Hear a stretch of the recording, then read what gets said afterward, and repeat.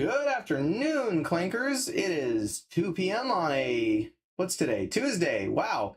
Can you guys believe we only have this and 2 more streams until the end of the Countdown to Halloween series? I'm so excited. We've got Halloween right around the corner. I can't believe it. All right, let me pull you guys into the intro. What's going on, everybody? So today we're going to be doing something that I've kind of been keeping theme with, although this one in particular, the specific theming is going to be a little bit different. Well, I guess it kind of follows right along with Destroy All Humans and everything. We're going to be looking at aliens today. I think it's kind of a fun little spooky thing to look at, considering this is one of the few possible... I don't even know how you put it. They're not really cryptids per se, but like it's one of the few supernatural or paranormal, extra phenomenal. There you go, extra phenomenal things that could possibly potentially be real. And what's up, copycat? I see you. Let me go ahead and switch up the music a bit because I think this is a little bit on the excessive side. Ooh, there you go. Nice and spooky. Yeah, so today we're going to be looking at aliens. I'm going to go ahead and pull you guys right into that right now, and we'll get started. So today is going to be a little bit of a shorter stream. I had a really long day yesterday, and I have another really long day today, and then tomorrow morning, so I'm a little on the tired side.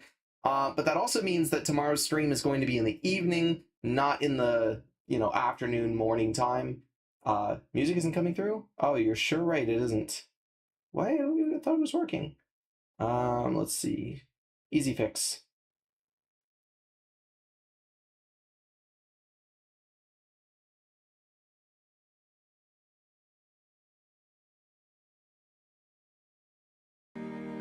There we go. All right, but yeah, so I had a really long day yesterday, really long day again today, and then another long day tomorrow, so I need a little bit of rest. Probably just gonna watch some videos and chill a little bit after this, so this won't be super duper long, but I do think it'd be fun, kind of worth talking about. So aliens, I think a lot of people are very hesitant with that term because alien literally just means someone who is not where they come from. They're someone who is in another place where they were not born, they don't necessarily belong there. So alien, I think, is sort of a contentious term, but depending on how you look at it, there's a couple different things that we could classify as aliens per se. The one everybody immediately thinks of is extraterrestrial life, but there's a couple of other options as far as what people who see these quote-unquote aliens or, believe that they're real, what they could actually be. So there's a couple things to look at. Extraterrestrial one is the one everybody thinks about, but there's also subterranean, there's also subnautic, and then extra-dimensional. I think that one's my favorite because it just refers to any creature that is a physical manifestation of something, or physical creature, but does not exist on our plane of reality, which that one's really interesting, I think, because it describes something that isn't really... It's not something that we could tangibly look at, right? Like it may exist, but it's not something we can really interact with. But for the purposes of today, I'm going to look at basically, we'll talk a little bit about each, but extraterrestrial I think is the one that we're really going to focus on because it's the one everybody thinks about. So extraterrestrial life, or alien life, colloquially aliens, is life that originates from another world rather than Earth. No extraterrestrial life has yet been scientifically or conclusively detected. Such life might range from simple forms such as prokaryotes to intelligent beings, possibly bringing forth civilizations that might be far more or far less advanced than humans. The Drake equation speculates about the existence of sapient life elsewhere in the universe. The science of extraterrestrial life is known as astrobiology. So I'm going to hit you with a massive spoiler right off the bat. Extraterrestrial life is real. We have detected it.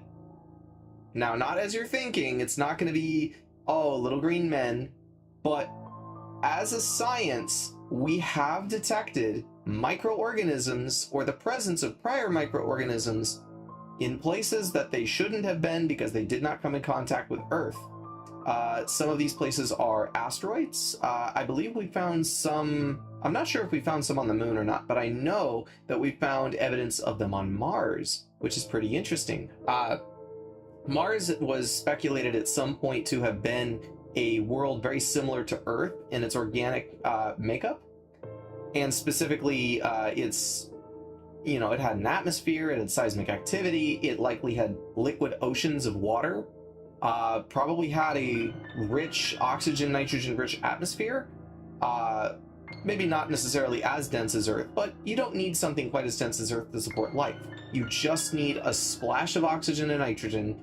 Hydrogen needs to be present, and then carbon. That's pretty much like you're describing Mars in a nutshell. It's just Mars has been stripped away over millennia or millions of years. It's hard to say. I'm not actually an expert on these things, so please take what I say with a grain of salt. But in a nutshell, Mars we've detected some levels of life. So there is evidence of life on other planets, and I believe it's the. Okay, well, actually, no, that applies differently. I'll talk about that in a second. But we believe that for a planet that is as old as Earth, which is not necessarily all that old in the grand scheme of things, it's less than 1/10, I believe, of the total age of the universe. Or is it? Actually, let me Google that. Let's see. Because I think it's... Isn't the universe... let's see. How old is the universe? The universe is... Okay, 13.8 billion years. Yeah, so less than 1/10 of the way. I think Earth is about 4.3 billion years, if I'm not mistaken. At least based on our last records. Obviously, there's no way of us knowing that for absolute certain, and of course, I'm not going to argue in the semantics of, especially when it comes to religion. I think everybody has their own ideals of it. As far as the Bible goes, I know there's people that really like to take it very literally. Personally, looking at it, reading it the way that I think it may have been intended to have been read, there's nothing that directly contradicts the concept that Earth is far older than 6,000 years. So, if you're a creationist, that's fine. I'm not going to argue. All I'm stating is the fact that I do believe it, and even with that, I still look at it and say, okay, yeah, this is likely. I think it's okay to take science at face value, because the Bible's not a biology textbook. But yeah, so with that in mind, Earth is not that old in the grand scheme of things, and a planet that could have been formed, let's say, 2 trillion years ago, which still is not even that old in the grand scheme of things, is still 4 times older than Earth, over 4 times older than Earth. And if some kind of life could have been seeded there, it's very possible that it could be in an advanced form of civilization. To put things into context, humanity is only... modern humans are roughly, 100,000 years old? That's not really that old. In 100,000 years, which is just a blink in the cosmic span of time, I mean, that's just a tiny little fraction of all life on Earth. So that being the case, the fact that we were able to go from hunter-gatherers to putting someone on the moon within about 7,000 years is extremely impressive. And just goes to show that with the technological advances, if another civilization was able to surpass the obstacles that are confronted by all forms of life, especially intelligent life, there is no doubt that there could be far more advanced civilizations elsewhere. So, with that in mind, we just want to take it at face value. So, let's read a little bit more in the article, and we can dive a little bit more into it, but I do want to preface it with saying extraterrestrial life, in the barest bones sense, is real. I don't think anybody can argue that anymore. It's extremely exciting. There's a lot of scientists who are still kind of jumping at the fact that there's life on other planets, or at least there could be. There was at one time. We don't know about right now, but anyway, let's keep reading and we'll dive into it. So speculation about inhabited worlds beyond Earth dates back to antiquity. Early Christian writers, including Augustine, discussed ideas from thinkers like Democritus, and Epicurus about countless worlds in the vast universe. Pre-modern writers typically assumed extraterrestrial worlds were inhabited by living beings. William Vorlong in the 15th century acknowledged the possibility Jesus could have visited extraterrestrial worlds to redeem their inhabitants. See, like, this is what I'm talking about. There's nothing in the Bible that says it didn't happen, although I find that very amusing, the concept that God would create multiple races of civilizations and then individually visit them and die for them. I don't know. That's I find that very amusing. Not to say that it's necessarily wrong, because again, there's no evidence for that. Or I should say, there's no evidence against it. There's not necessarily any evidence for it either. It's a very gray area, but very funny anyway. Like, the early Christian thinkers were they were something else.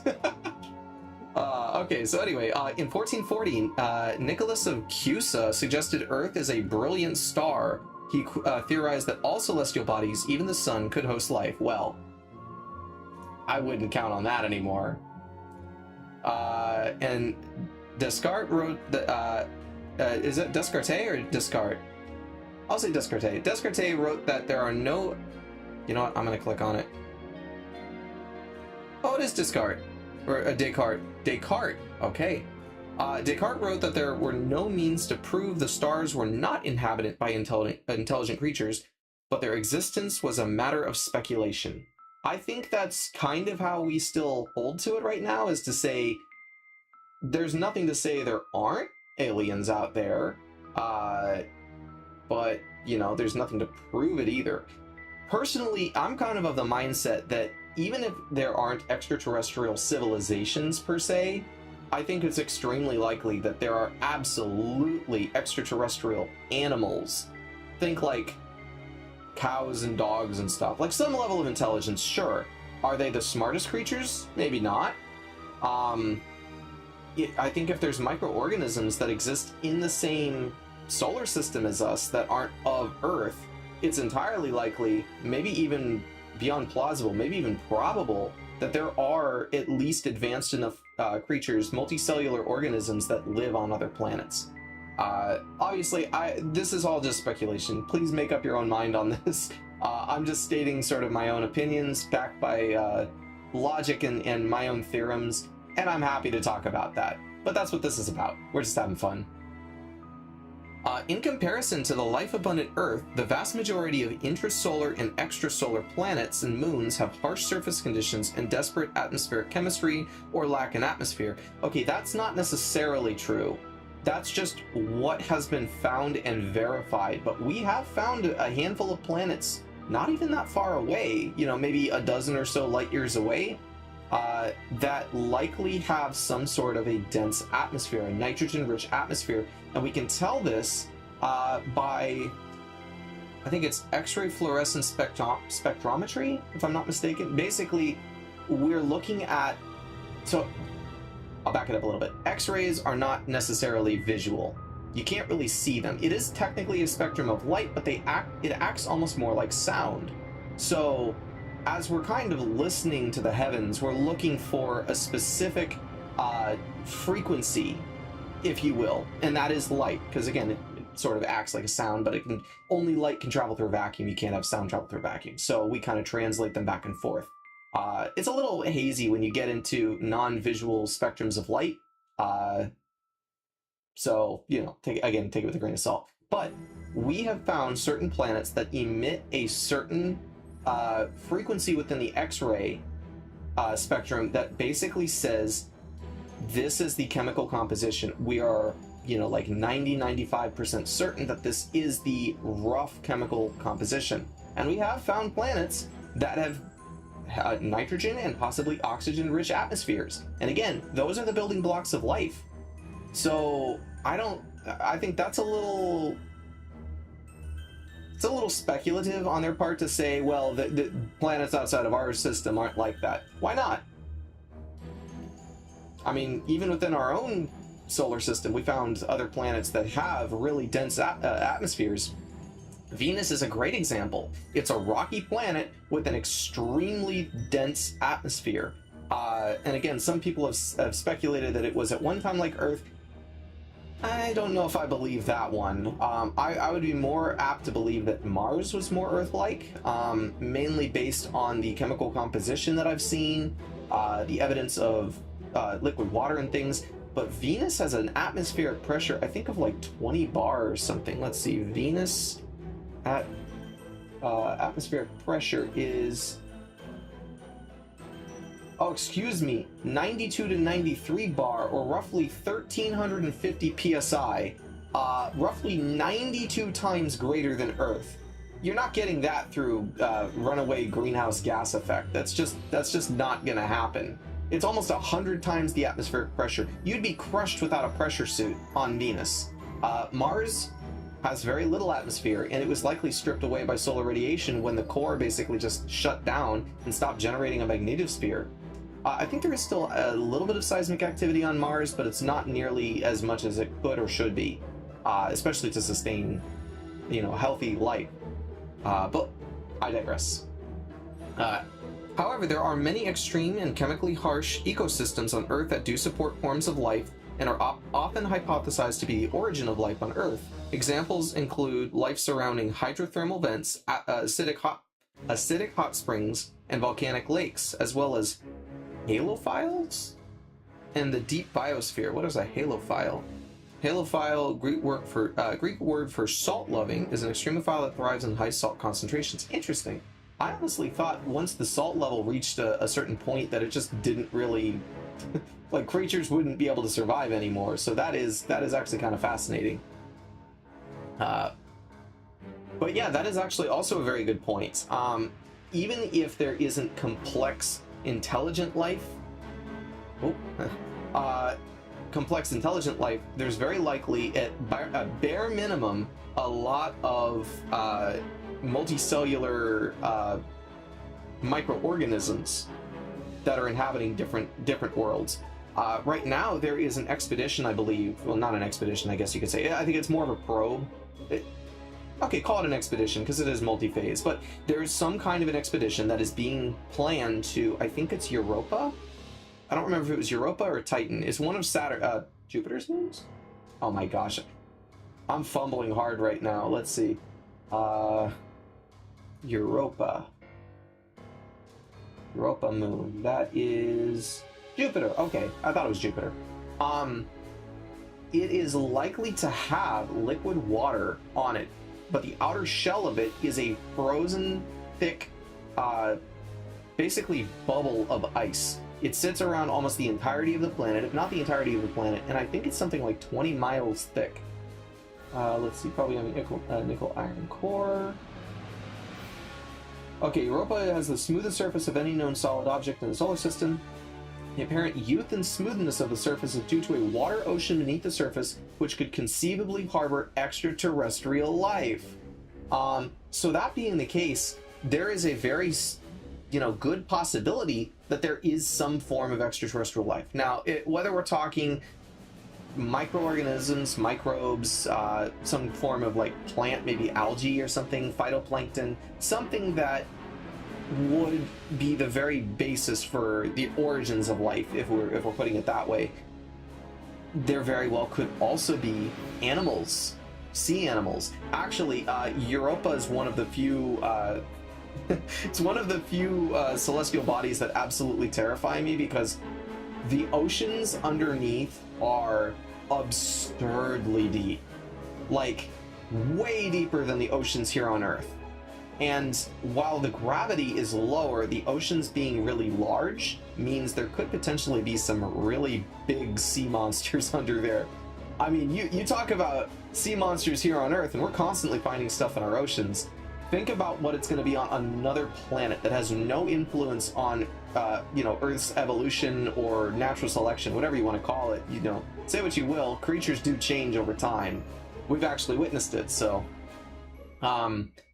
But yeah, no, that would be terrifying. They're just diving down there, and all of a sudden there's some kind of giant serpent creature or something that's like a mile long. I mean, you're talking about like the sandworm from Dune. Subnautica Europa when honestly, that would be like, if that isn't an inspiration for the game, they need to take a second look, because Europa's terrifying. But yeah, so we'll keep reading on this, and then I want to get into subnautic life. You know, like intelligent life beneath the surface, because that I think is kind of interesting. We'll get into that. So, since the mid-20th century, researchers have searched for extraterrestrial life and intelligence. Solar systems focused on Venus, Mars, Europa, Titan, and while exoplanet discoveries now total 6,022 confirmed planets in 4,490 systems as of October 2025. So you see that is a massive number. You can't tell me that none of those have an atmosphere. None of them? Nah, I don't believe that. Even if you told me that like 1% of them, 1% of 6,000 is still 60. There's still 60 planets at least that have an atmosphere.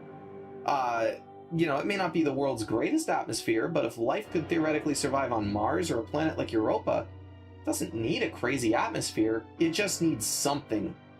So, depending on the category of search, methods range from analysis of telescope and specimen data to radios used to detect and transmit interstellar communication. Interstellar travel remains largely hypothetical, with only Voyager 1 and Voyager 2 probes confirmed to have entered the interstellar medium. Interesting though, they're actually not outside the Oort cloud, if I'm not mistaken. Let's see. Is Voyager 1 in the Oort cloud? Oh, it's not in the Oort cloud. It's not even in the Oort cloud yet. That's crazy. So to give you context, the Oort here, let me let's see.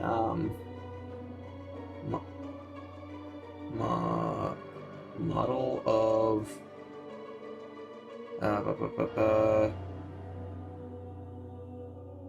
solar system.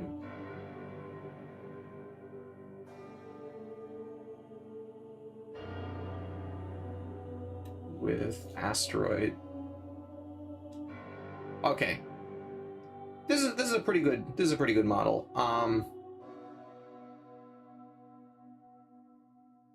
Let me see if I can pull up a bigger image. There we go. Okay. So this is what we're looking at right here, right? So, actually, that's not even a good example. There we go. So here you have the Sun, Mercury, Venus, Earth, Mars. Then you've got the asteroid belt. Way out here, you've got Jupiter. Then there's Saturn. Then Uranus, Neptune. The Kuiper belt, which is way out there. And then on the very, like, Pluto's among those. It's one of the small icy bodies that is among that. And then way out there, you can see Pluto's orbit, right? Way out here, this is the Kuiper belt. Way even further is this thing called the Oort cloud. That's our solar system right there. This is the Oort cloud. It is a variety of dust, particles, some small rocky bodies and things. And it is, I think, something like a whole light year across. Or is it a light year across or a light year from? It's either a light year across or it's a light year from the sun. I forget exactly which. So it's either the diameter or the radius is a light year. I can't remember which. Anyway, massive, massive cloud. To put it into context, that is considered interstellar space, but it is still influenced by the gravity of the sun. So technically still in orbit. Voyager 1 has not even reached this yet. The universe is massive. When I say it's massive, I mean it is huge. Like, you think that your little town is big. and then you zoom out and you see it in the state where you know, whether it's a federal state or a province or a territory, whatever it is, in your little state, and then you zoom out and you see how big that is in your country, and then you see how big your country is compared to your continent, then to the then to the entire Earth. Then you realize that you could fit something like, I think it's like 12 Earths in between the Earth and the Moon. That's just that radius. Expand that just to Mars is another massive leap, or to Venus. To the sun, it takes like 8 minutes to get from the sun to us. That's how far that distance is. Then realize there's something even farther than that. You've got Jupiter way out there, then the Kuiper Belt, then the Oort cloud, and that's just our little group. Then there's a regional cluster. There's several of these star systems that are within 4 to 12 light years is the local group. Then you've got the solar system, which is thousands of light years across. And that's just one galaxy. Like the Milky Way is on a collision course for Andromeda in several million years, and it's going to end up absorbing that. They're moving closer together. And then you've got multiple galaxies beyond that. There are so many places for life to be. I don't think you could make the argument that life doesn't exist in the universe. I think it's just a matter of where and how far it, like where it is and what, how it developed. Like what exactly is it? I think undoubtedly, like there's so many worlds. I don't think you can make the argument that it doesn't exist. I think it's just, where is it? What is it? And would it be friendly with us? Now that's the real question, right? Because at the end of the day, if there are aliens, if there are some kind of extraterrestrial, why exactly are we not seeing them? Why do we not have definitive proof of them? And there's a few different theories as to that, right? So the first one is, we do have proof. UFO stuff, like, we're seeing it constantly. What was that orb that was uncovered, I think, by Columbia? Let's see, Columbia UFO. It was a sphere. This thing. Yeah, I was just kind of, so you can see that. Like, I don't know if I believe that or not. I think it's entirely possible because we keep seeing these spheres. I think what was this, shot down or something? Yeah, let me play this.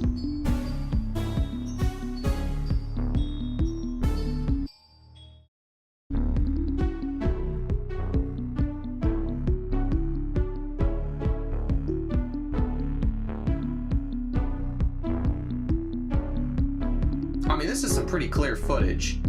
Now, hard to say exactly what this is. I think we're in a state right now where even if aliens came down and presented themselves, you'd still have skeptics. Everything can be fake these days. I don't know if this is faked or not. And I say I don't know because part of me wants to believe it is real. Part of me wants to think like, oh yeah, this thing we managed to recover is indeed not of this earth. But it's really hard to say. So that's one way of looking at it, right? Another way of looking at it is that aliens have no interest in us. They're sufficiently advanced, they've watched us, because we can watch all sorts of stuff. Are you telling me that our radio transmissions haven't encountered something out there? No, they've traveled pretty far away. I think the furthest that they've traveled is, let's see, I think it was, what was it, 1936 was the first, or was it 1934? Maybe 1934.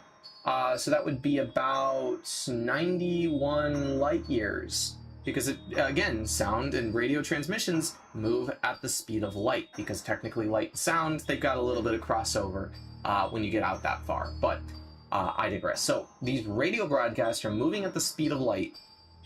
About 91 light years outside of our solar system, or I guess from Earth, I'll just say 91 light years from Earth. That's pretty far. There's enough of a gap where I think any creature that was flying through that looking for signals would be able to encounter something like that. So then that leaves two possibilities within, technically 3 possibilities, but we'll go over the first two. So So the first one is that aliens flying through heard these things and said, no source of intelligent life here. We're not interested in them. They're in this, you know, dirty little rock. Just leave them be. Don't care. The other possibility is that we are likely, like, if there is a sufficiently advanced civilization out there that has a benevolent stance, they may look at it and say, okay, this is still a relatively primitive group of creatures. We don't want to harm their development. We want to see if there's some way for us to foster them or allow them to, you know, grow up on their own. And if they survive not destroying each other, then they'll be welcomed into the galactic community. Something like that, you know? I think that one almost seems more likely. And then there's a third possibility, which is that aliens have not detected us yet. And then out of that branches two more. If they haven't detected us yet, then either they're friendly or they're hostile. If they're hostile, we are very much screwed, because if something decided these creatures are no good, they need to be wiped out, or worse, they say we want the resources on your planet, yeah, we're screwed. Any alien that's sufficiently advanced enough, they could come here and just destroy anything that they wanted. That, like, there's no resistance to that at all. Then there's something I find quite interesting. It's something called the Fermi paradox. I want to pull that up. F-E-R-M-I. Fermi paradox. The Fermi paradox is a discrepancy between the lack of conclusive evidence of advanced extraterrestrial life and the apparently high likelihood of its existence. So, going back to what I was saying, like, it's very likely, considering how large the universe is, and the fact that we have found evidence that we're not some special, you know, floating little blue marble out in the vast everything, and that we're not the center of the universe. So the chances that there are something out there is pretty high, actually. So it says, those affirming the paradox generally conclude that if the conditions required for life to arise from non-living matter are as permissive as the available evidence on Earth indicates, then extraterrestrial life would be sufficiently common that it would be implausible for it not to have been detected. The paradox is named after Enrico Fermi, who initially posed the question, often remembered as where is everybody?" during a 1950 conversation at Los Alamos with colleagues Emil Konopinski, Edward Teller, and Herbert York. No kidding! Man, we got some smart people coming out of the Los Alamos laboratory, but interesting that they were thinking about extraterrestrial life while literally developing nuclear weapons. When was this? It was 1950? 1950. So they would have been working on thermonuclear stuff at that point. Literally, they're saying, hey, this bomb that we're able to make that we could drop and wipe out an entire city, let's make it bigger. And they're thinking about, where are all the aliens? Very interesting. The paradox first appeared in a print in a 1963 paper by Carl Sagan, and the paradox has since been fully characterized by scientists. Early formulations of the paradox have also been identified in writings by Bernard Lebovier de Fontenelle and Jules Verne, and by Soviet rocket scientist Konstantin Tsiolkovsky. I think I said that right. And then there's a chain of reasoning. This is interesting. So this kind of like backs up my theory as to saying I think aliens are real. The question is, where are they? What kind of aliens are they? Are they intelligent life? That's the real question, because not all conditions are met for hyper-intelligent life. We are, to our knowledge, the only ones that ever achieved this level of intelligence. It's even said that Neanderthals, you know, other hominids may not have had the same cognitive reasoning that we do. And the fact that we're able to take inorganic materials and destroy each other with them is incredible. I mean, bombs, for example, are, especially when it comes to like nuclear physics, that is something incredible and extraordinary. And maybe an alien would look at that and say, oh yeah, they're literally destroying each other. There's no use in talking to them. But I digress. Let's scroll down. So, chain of reasoning. Some of the facts and hypotheses that together serve to highlight the apparent contradiction. There are billions of stars in the Milky Way similar to the Sun. That is true.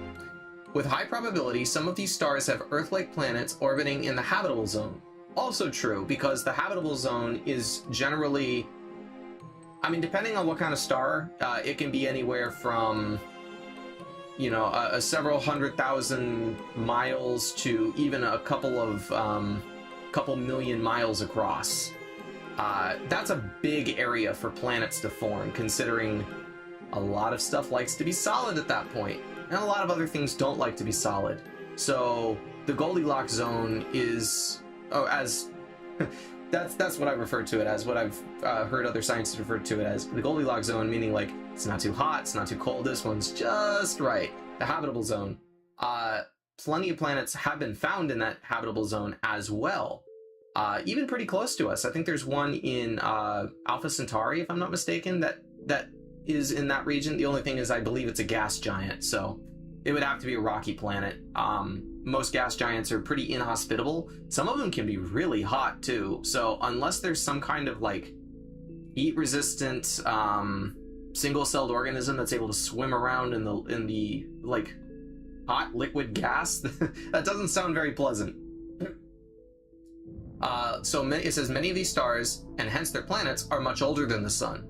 If Earth-like planets are typical, some may have developed intelligent life a long time ago. So, again, that is very true. The Earth is relatively young, and a lot of these stars are much, much older than the Sun. So, something you consider there. Some of these civilizations may have developed interstellar travel, a step that humans are investigating. So, I mean, we technically can do it already, it's just really, really, really slow. There's another paradox talking about that, but I won't get into that today. Even at the slow pace of envisioned interstellar travel, the Milky Way galaxy could be completely traversed in a few million years. Also true. Since many of the Sun-like stars are billions of years older than the Sun, the Earth should have already been visited by extraterrestrial civilizations, or at least their probes. However, there's no convincing evidence that this has happened. I mean... could that be a probe? Maybe